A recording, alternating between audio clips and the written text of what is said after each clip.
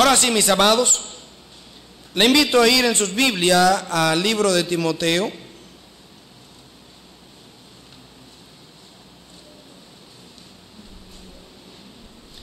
Primera Timoteo, donde estuvo leyendo nuestro hermano Francisco en la mañana de hoy, recordando también, mis amados, que el retiro de dama se acerca en junio, como siempre en la fecha acostumbrada, para que en nuestra semana vayan ahorrando para ir al retiro. Y ya se acerca también el campamento de adolescentes y de niños que siempre hacemos. Primera Timoteo, capítulo número 3. Todo el capítulo Pablo va a estar hablando de dos temas principales, aunque es un solo tema general. Habla de los requisitos para los obispos y para los diáconos, pero ya al final del capítulo Pablo le va a decir otras cosas a Timoteo que tienen que ver, como decía esta mañana en el coro dominical, con lo que estaremos hablando en los próximos días aquí en la iglesia. Tiene que ver con la iglesia de hoy, hermanos míos. La iglesia de hoy no es quizá la iglesia en la que usted tomó decisión hace 5 años, 10 años, 25 o 30 años atrás, que quizá alguno de nosotros tenga más de 30 años en el Señor. Ese tiempo era otro en nuestro país. Ese tiempo era otro en la historia de la iglesia. Pero la iglesia de hoy es totalmente distinta. La iglesia de hoy está vinculada en modas, en artes, en política. Está vinculada en sindicatos. Tenemos personas que se identifican como cristianos en todos los ambientes, populares o no, en nuestro país y el mundo. Digo personas que se identifican como cristianos porque con esto no estoy diciendo que lo sean o no. Ellos se identifican. Tenemos personas que se identifican como cristianos en las artes musicales, por ejemplo, que lo premian en Viña del Mar, que es un evento totalmente impío donde se premia la música mundana. Y allí van evangélicos a buscar premios.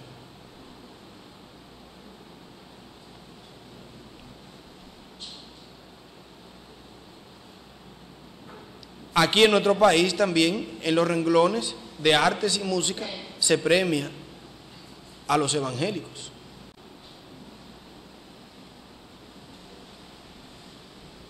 Cuando se da inicio la universidad en nuestro país, y en el tiempo las universidades que iban surgiendo, entre el pensum que tenían, la teología era una de las carreras que se daba. De las 4 carreras básicas que había en la UAS al principio, una de ellas era teología. Hoy en día, la única universidad que da teología es la Universidad Evangélica, y no es el mejor lugar para ir a estudiar teología. Porque cualquier universidad tiene ya dentro de su renglón una materia cristiana, aunque sean impíos que den la clase. Ese es el ambiente evangélico de hoy. Entonces, Pablo le va a decir a Timoteo, si algún anhelo obispado, buena obra desea, pero es necesario que el obispo sea así, así, así, de unos requisitos. Dice también, a partir del versículo número 8, los diáconos asimismo deben ser honestos, sin doblez, y da una serie de detalles. Pero cuando él llega, hermano mío, al versículo número 14, dice, esto te escribo, aunque tengo la esperanza de ir pronto a verte, para que si tardo, sepas cómo debe conducirte en la casa de Dios, que es la iglesia del Dios viviente, columna y baluarte de la verdad.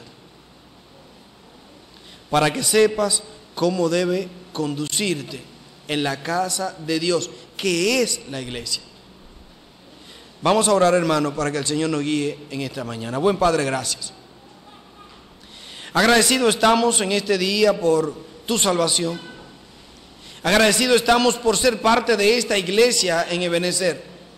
Agradecidos estamos, Señor, porque no siendo mejores que nadie, tú nos has salvado y hoy nos tienes aquí para ser bendecido por ti a través de tu santa palabra. Y oramos, Dios, para que tú nos ayudes y nos bendiga grandemente. Y que al salir de este lugar, en el día de hoy, podamos salir bendecidos, edificados y dispuestos a ser mejores hijos e hijas tuyos para la gloria tuya. Señor, gracias. Bendice una vez más tu palabra y que tu Espíritu Santo sea quien nos hable. En el nombre de Jesús. Amén. Decía entonces, hermano, que la iglesia de hoy es distinta. Pero son todas las personas que forman parte de las congregaciones la iglesia de Cristo. Sabemos por las Escrituras que no. El asunto es que están todos allí. Hebreos capítulo 6, acompáñenme allí por favor. El libro de Hebreos.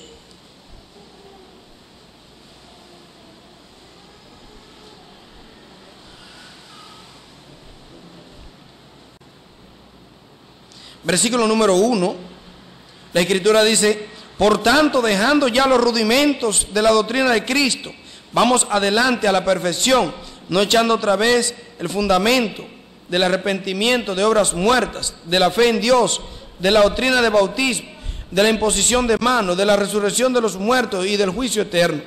Y esto haremos si Dios en verdad lo permite, porque es imposible que los que una vez fueron iluminados y gustaron el don celestial y fueron hechos participantes del Espíritu Santo y asimismo gustaron de la buena palabra de Dios y los poderes del siglo venidero y recayeron, sean otra vez renovados para arrepentimiento, crucificando de nuevo para sí mismo el Hijo de Dios y exponiéndole a vituperio. Fíjese, hermano, que el versículo 4 dice: aquellos que una vez fueron iluminados y gustaron del don celestial y fueron hechos partícipes del Espíritu. Hace una referencia inmediata al pueblo en el desierto. El apóstol Pablo, hablando de esto más adelante, dice que todos salieron, todos bebieron de la misma agua, todos fueron guiados, todos fueron bajo la nube, todos fueron bajo la columna de fuego, pero no todos entraron a la tierra prometida. Y esa es nuestra figura para lo que es el evangelio hoy. ¿Sabe cuántas personas fueron alimentadas por Jesús con los panes y los peces? Dice 5,000 hombres, sin contar las mujeres y los niños. ¿Sabe cuántas personas fueron beneficiadas por los milagros que hizo el Señor Jesucristo? ¿Sabe cuántas personas fueron bendecidas por Dios a través de sus discípulos en el comienzo de la iglesia? Pero ¿sabe cuánto habían en el aposento alto cuando Jesús envió la promesa? Unos 120 personas. Entonces, ¿dónde estaban todos esos miles que andaban detrás de Cristo?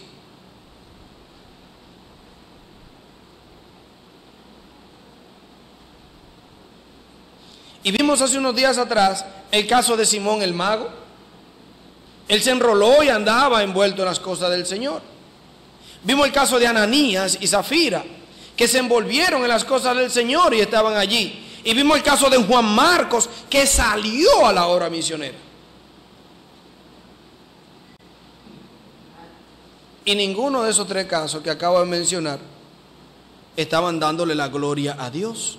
En el caso de Simón, era impío.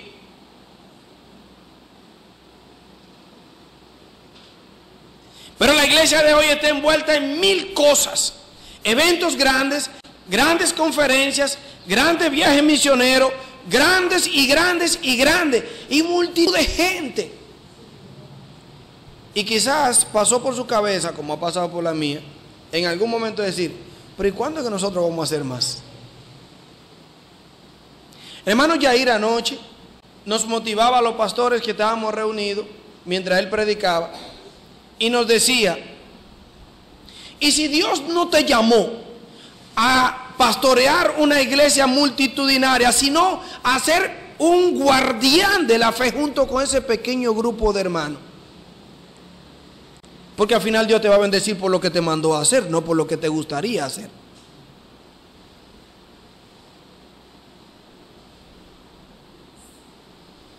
Yo se lo he dicho otras veces, hermano, y quiero tomar la palabra de Yair, que fueron muy consoladoras para mí anoche.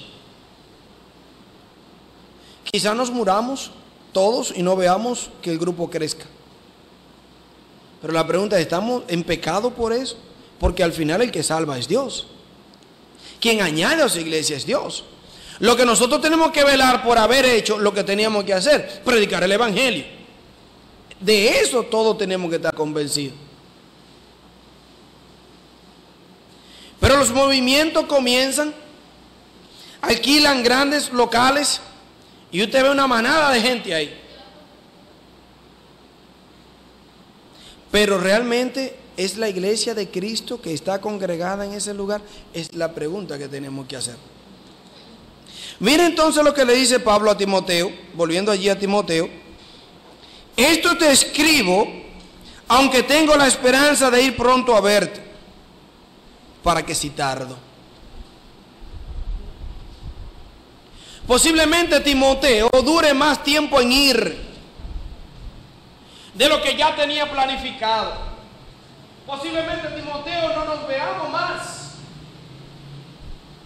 Pero si esto llega a acontecer, te estoy escribiendo esto para que sepa cómo debes conducirte.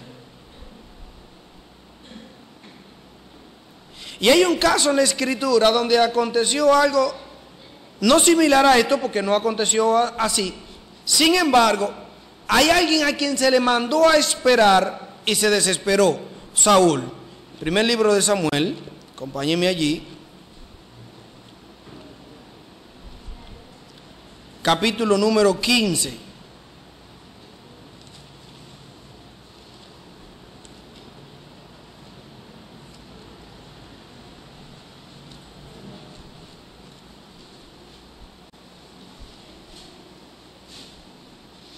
El capítulo 15 nos dice la Escritura, versículo número 2. Así ha dicho Jehová de los ejércitos: yo castigaré a Amalek, dice, por lo que hizo a Israel al oponérsele en el camino cuando subía de Egipto. Ve pues y hiere a Amalek y destruye, mire cómo dice allí, todo lo que tiene. Y no te apiades de él. Mata hombres, mujeres, niños y aún a los de pecho, vacas, ovejas, camellos y asnos. El Señor no le bastó con decir todo, lo describió. La orden incluía hasta quemar la tierra para purificarla.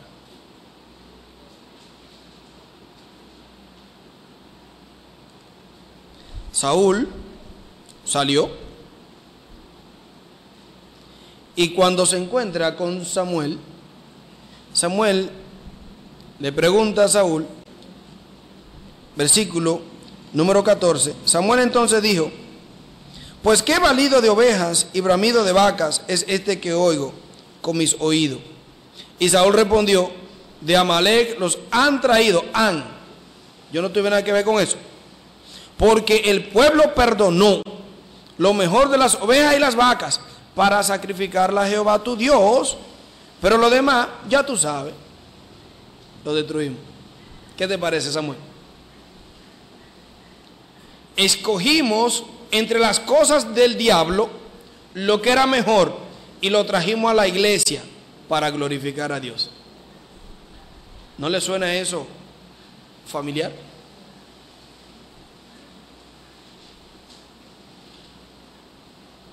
Esa es la iglesia de hoy.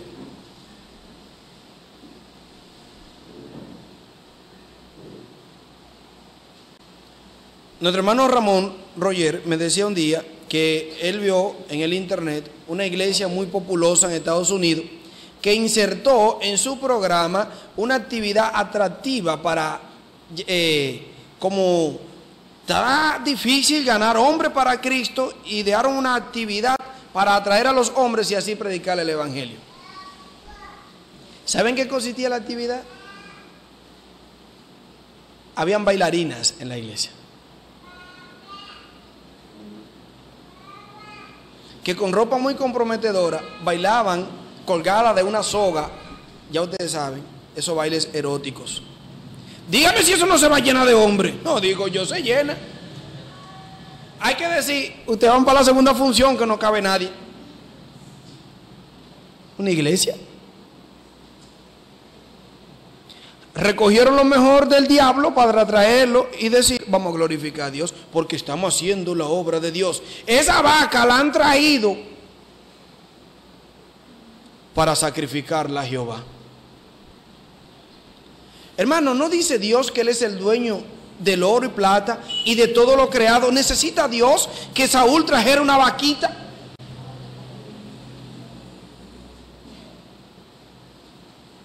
Pero vivimos un tiempo como el cuento del hombre que tenía los dos chivos. ¿Usted lo conoce? Del chivo del Señor. ¿Usted lo conoce ese cuento? Ese hombre tenía dos chivos y lo crió. Uno de Jehová, otro de él. Crecieron los chivos y se soltaron un día. Corrieron, que eso no tenía nombre. Y el hombre corrió atrás de los chivos. Agarró a uno y lo amarró. Y corrió por hora detrás del otro. Y no lo pudo alcanzar y se paró y dijo, oye, pero era que el chivo del Señor sí corre. Ya él tenía el de él. Esa es la iglesia. Hacemos muchísimas cosas en el día. Vamos y venimos. Podemos tener hasta 3 trabajos en el día. Pero lo que no aguantamos es 1 hora y media en un estudio bíblico. Oye, ¿qué hora que se acaba esto? Y estos predicadores manga larga, Dios mío, ¿de dónde que han salido? Mire lo que le dijo Dios a Saúl. En primer lugar, verso 19 dice, ¿por qué pues no has oído la voz de Jehová, sino que vuelto al botín has hecho lo malo? Lo que tú trajiste no es bueno, es malo, dice aquí, ante los ojos de Jehová. Y Saúl respondió a Samuel, antes bien he obedecido la voz de Jehová y fui a la misión que Jehová me envió y he traído a Agag, rey de Amalec, y he destruido a los amalecitas. Pero no te mandaron a que lo matara. Dice la escritura que Samuel tomó al hombre y lo mató. Pero mire lo que dice la Biblia, versículo 22. Y Samuel dijo, ¿se complace Jehová tanto en los holocaustos y víctimas como en que se obedezca las palabras de Jehová? Ciertamente el obedecer es mejor que los sacrificios y el prestar atención que la grosura de los carneros. Porque como pecado de adivinación es la rebelión y como ídolos e idolatría la obstinación. Por cuanto tú desechaste la palabra de Jehová, Él también te ha desechado para que no seas rey. No son las actividades lo que contentan el corazón de Dios, es la obediencia de quienes hacen las actividades. Podemos tener el mejor programa, podemos planificarlo perfecto, pero si nuestros corazones no están dispuestos para glorificar a Dios en lo que hacemos, perdimos el tiempo. Volvamos a Timoteo.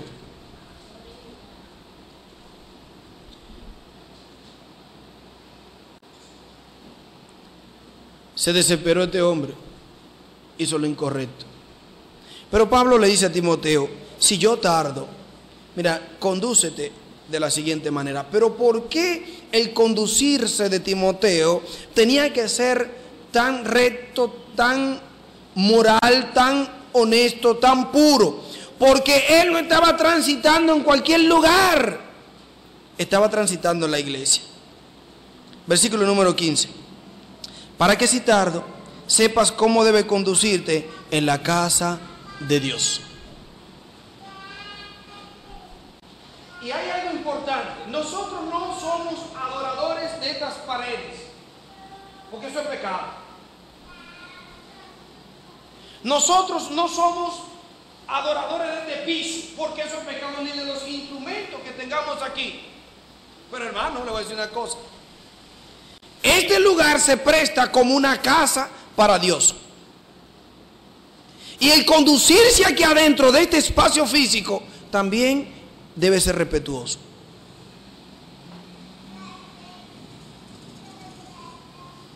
No voy a decirle con esto que si nuestros niños están correteándose, amárrenlo que esta es la casa de Jehová. No.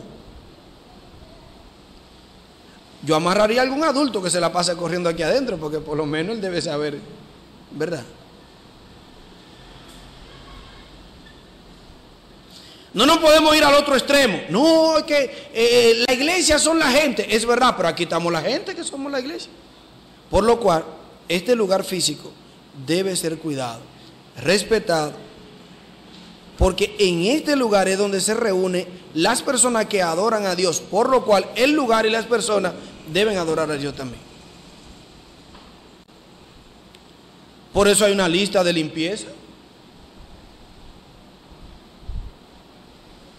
Por eso a mí me incomoda que cuando usted agarra una silla para moverla le da cosas porque encontró chicle de todas las bocas ahí pegado a la silla. No coma chicle aquí adentro.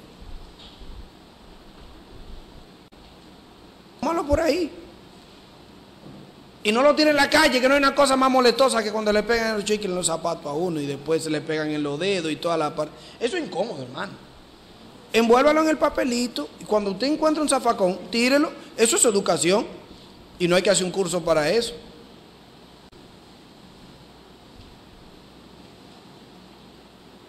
Para que sepa cómo debe conducirte, que es la iglesia, dice. Es obvio que el texto dice que esta palabra casa no se refiere a lo físico, por eso expliqué que no es lo físico, sino la iglesia, porque el texto dice, para que sepa cómo debe conducirte en la casa que es. O sea, la casa es la iglesia. Entonces, el conducirse de Timoteo allí era con la iglesia, en la iglesia. Amados míos, ¿cómo es su andar con respecto a la iglesia del Señor?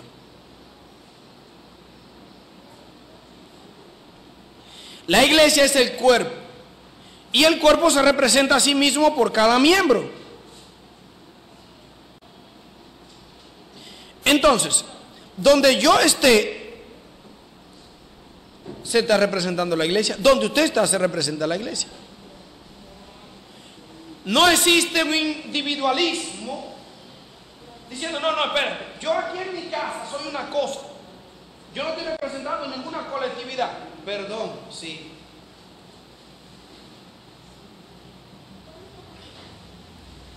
El tema en esto, mis queridos amados, en Cristo Jesús, es que una vez que usted parte de la iglesia, es parte de la iglesia todo el tiempo, 24/7, donde quiera que esté.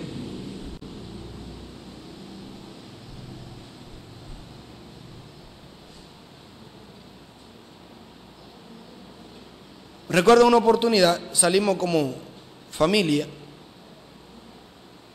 y estábamos ahí en Juan Dolio, en un hotel que nos habían pagado una vacacioncita y fuimos, hermano, porque si alguno se motiva a hacerlo otra vez, con gusto voy, perdónenme, no me siento mal por eso, pero lo que quiero decir es que estábamos ahí y habían otros hermanos, había otro matrimonio, un pastor de Santo Domingo, una iglesia de templo bíblico, amigo nuestro, y dos jóvenes más, creyentes, líder de jóvenes de la iglesia en Santo Domingo. Cuando llegamos, yo llego primero, era la hora de cenar. Encuentro varias tazas. Digo, esta gente bebe en café. Me acerco, esto no huele a café. Ellos pedían el vino en taza para no crear sospecha, ¿verdad? Mire lo que es la inteligencia pecadora del creyente. En ese mismo momento viene Marcela llegando con los muchachos y rápidamente el Espíritu Santo me da sabiduría e intercepta a mi familia. Nos vamos a sentar en aquella mesa. Pero ahí están los muchachos, no se preocupen. Hoy estamos como familia solos, no vamos a sentarnos con nadie.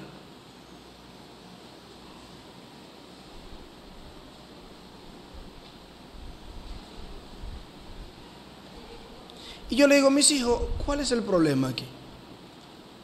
¿Por qué están tomando vino?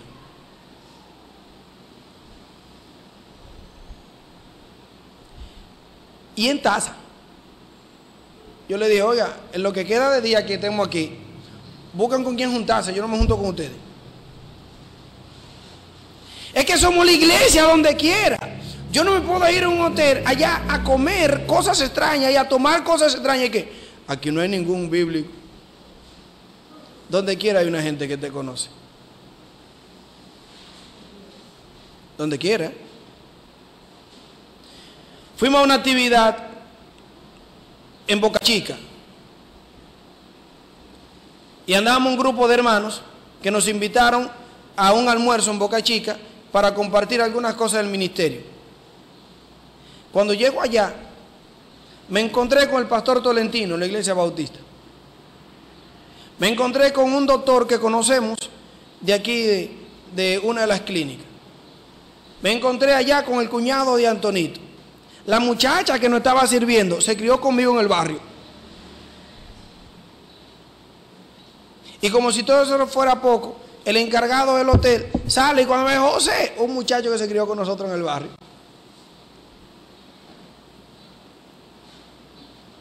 Y que me había encontrado con mi jarra allí. ¿Qué le parece? Siervo, pues usted como que se descarrió.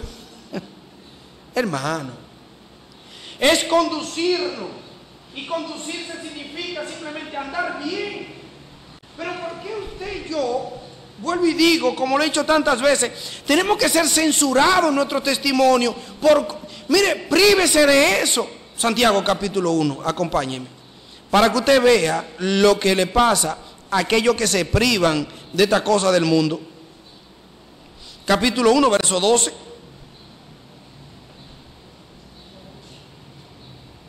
Bienaventurado el varón que soporta la tentación, porque cuando haya resistido la prueba recibirá la corona de vida que Dios ha prometido a los que le aman. ¿Por qué las personas tienen que dudar del evangelio de Cristo, de usted, de mí, de la Biblia, por un gusto? Hay que conducirse. Pablo le dijo, si tardo, tú tienes que saber cómo conducirte en la iglesia. Amados queridos,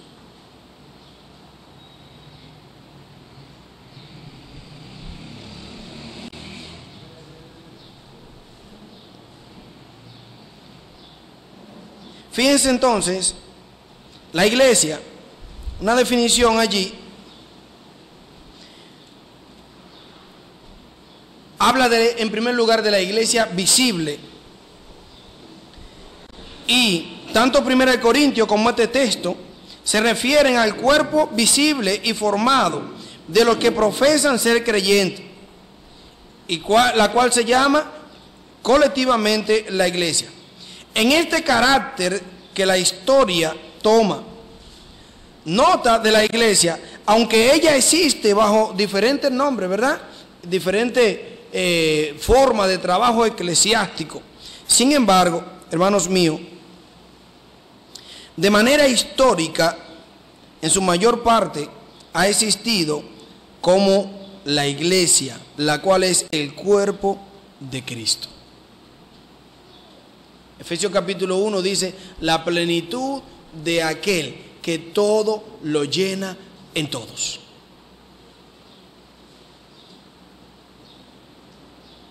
Piense conmigo en esto. ¿Tomaría usted uno de sus dedos y lo cortaría? Porque, ¿qué es una cortadita ahí? Me quedan 9, en mi caso me quedarían menos.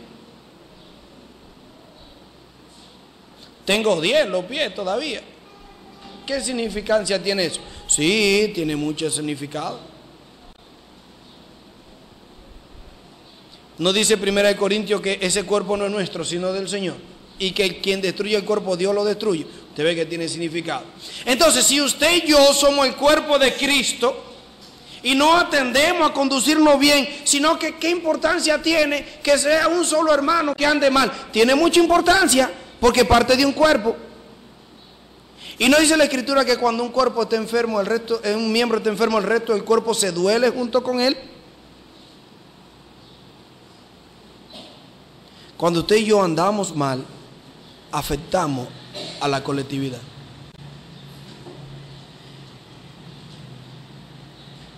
Y no me diga que eso no es importante para usted. Tiene que serlo, si es creyente, sí. Porque a todo creyente tiene que dolerle la iglesia. Si no, es delicado eso, muy delicado. Dice que es la iglesia del Dios viviente. Vamos a leer 1 Corintios capítulo 10, versículo 32.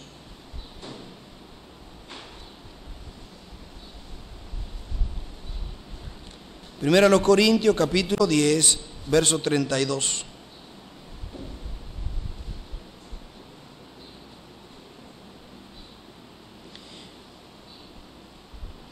Verso 31 dice: si pues coméis o bebéis o hacéis otra cosa, hacedlo todo para la gloria de Dios. No seáis tropiezo ni a judío, ni a gentiles, ni a la iglesia de Dios. Tropiezo. Hermanos, es delicado este asunto de hacer tropezar a los demás. Esto no consiste en que yo hago lo que yo quiera y que nadie se meta conmigo. Otra vez digo, es que ya no es así. No dice Gálatas capítulo 2, versículo 20, ya no vivo yo, mas vive Cristo en mí, y lo que ahora vivo en mi carne, lo vivo por la fe del Hijo de Dios, el cual me amó y se entregó a sí mismo por mí. Ya no es usted, ahora es Cristo. Y todo lo que a Cristo le duele, a usted le duele. Por lo cual, cuando usted y yo hacemos cosas inadecuadas, estamos provocando que los hermanos tropiecen. Estamos haciendo tropezar a la iglesia. Y el libro de Hebreos dice que horrenda cosa es caer en manos del Dios vivo. Cuando el Señor se encontró con Pablo allí, ¿qué le dijo? Dura cosa te es dar cosas contra el aguijón. En otras palabras, es ponga un clavo con la punta hacia arriba y empieza a darle puño. Imposible, ¿verdad? Eso fue lo que le dijo el Señor a Pablo. Eso no sale, Pablo.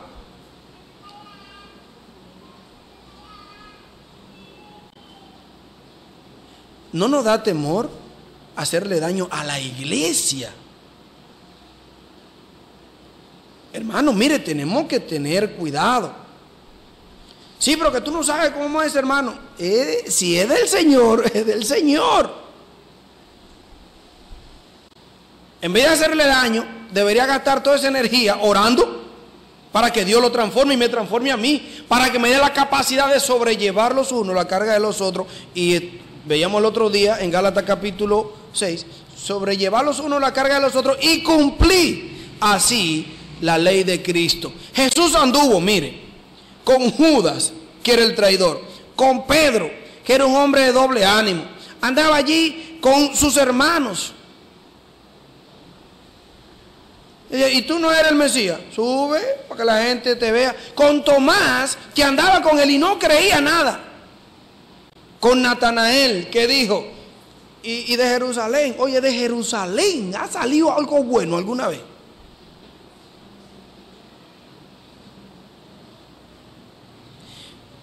Pero Natanael era un charlatán, porque quien conquistó el monte de Jebús, que luego pasó a ser Jerusalén, fue Caleb, que sacó los gigantes de allí.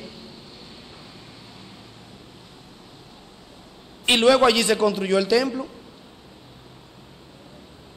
Y las batallas que se celebraron en Jerusalén. Y de allí vivió David toda su vida y sus hijos, y Salomón vivió allí, o sea que hubieron muchas cosas buenas, pero no había profeta. Y Natanael estaba con el Señor.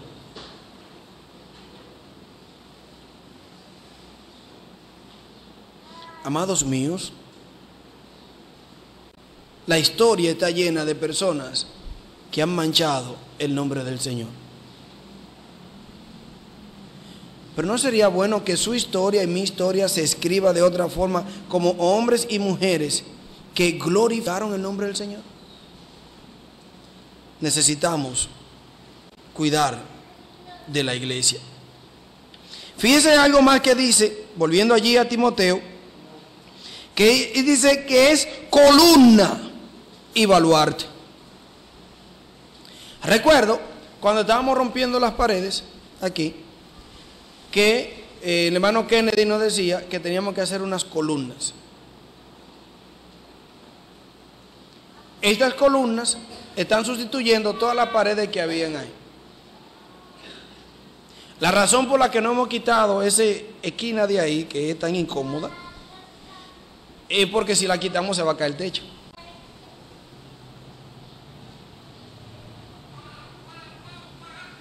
Entonces las columnas tienen una función: sostener. Para mi sorpresa, cuando íbamos a Maimón ahora, ahí en Piedra Blanca, cuando uno dobla para ir a Cotuí, están haciendo unas perforaciones. A unos 100 metros de ahí hay una falla que cuando llueve mucho, como eso es un pantano, una tierra pantanosa, las lomas empiezan a deslizarse. Y hace algunos años hubo un deslizamiento de tierra en esa parte de Piedra Blanca, donde hubieron muchos muertos. Pero ahí están perforando justamente ahí para hacer un elevado. Porque el gobierno tiene un proyecto de hacer una autopista que una el sur con el norte. Y justamente va a salir ahí en Piedra Blanca esa autopista. Entonces están preparando el terreno para hacer un elevado para evitar que hayan accidentes, como eso va a ser una autovía.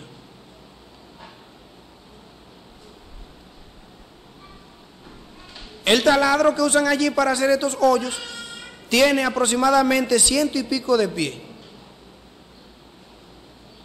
Las varillas son de 1,5 pulgadas de grueso y las columnas son enormes que van a poner ahí para soportar en un terreno pantanoso un elevado donde cruzan muchos camiones y vehículos pesados, porque usted sabe que hay un transporte grande de mercancías y pasajeros en esa ruta. Pero la persona que se sentó hizo un estudio del terreno, junto con los ingenieros y los arquitectos. Ellos entienden que es factible hacer eso en un terreno pantanoso. Pero lo que va a sostener allí no es el terreno, son las columnas. La iglesia es una columna que sostiene la verdad. Pero si nosotros que somos de la iglesia no vivimos conforme a la verdad, ¿qué vamos a sostener?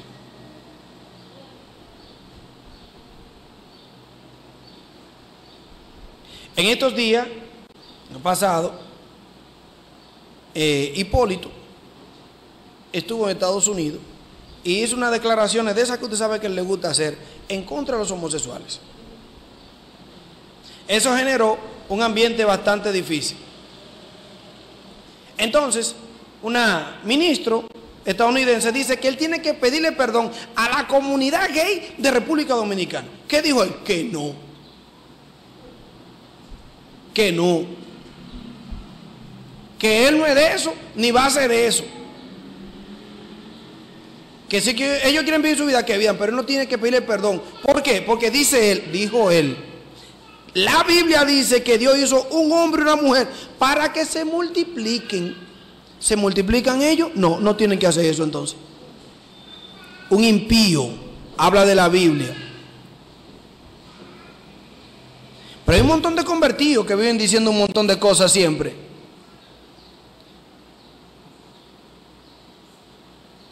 Y los que están vinculados a todos estos movimientos políticos, ¿por qué no defienden la declaración de Hipólito? No, porque eso es política. También eso se va a usar en contra de Hipólito para la política. Se lo estoy diciendo ahora para que lo escuche el año que viene.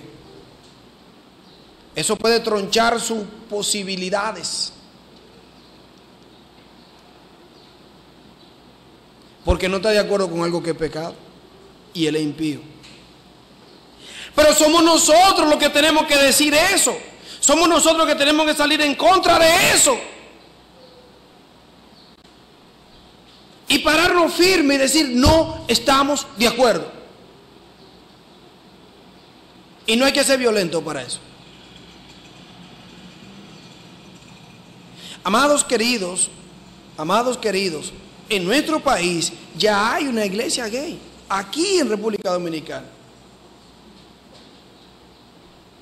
que atrapan a nuestros hijos y hacen con nuestros hijos lo que ellos les la gana y nadie puede decir nada. Porque ellos no quieren que nadie se meta con ellos, pero ellos se meten con todo el mundo. La iglesia tiene que estar firme en contra de esto.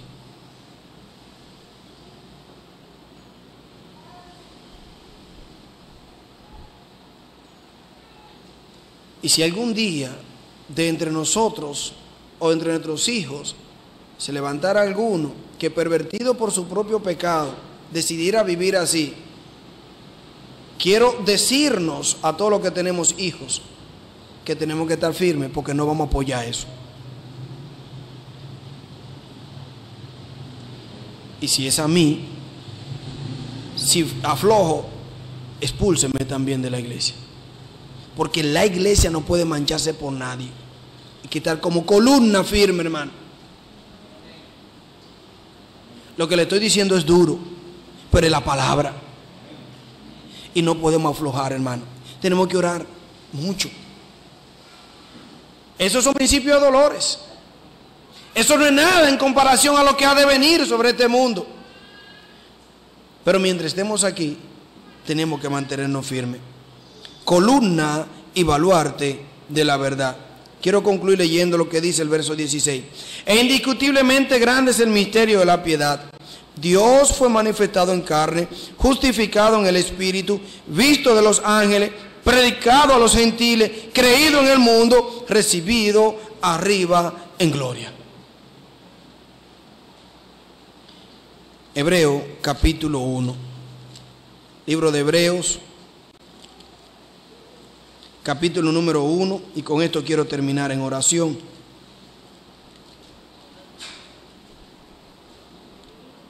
Versículo 1 en adelante. Mire lo que dice la Biblia, la palabra de Dios.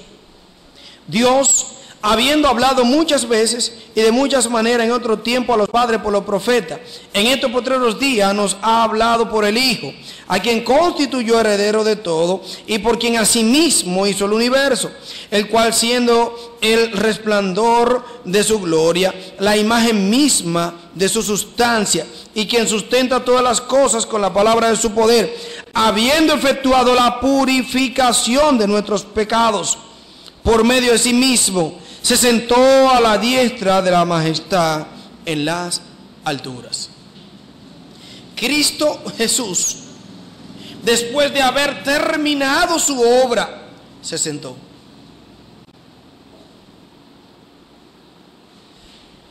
Usted y yo no hemos terminado, por lo cual no podemos sentarnos, hay que estar en pie de lucha.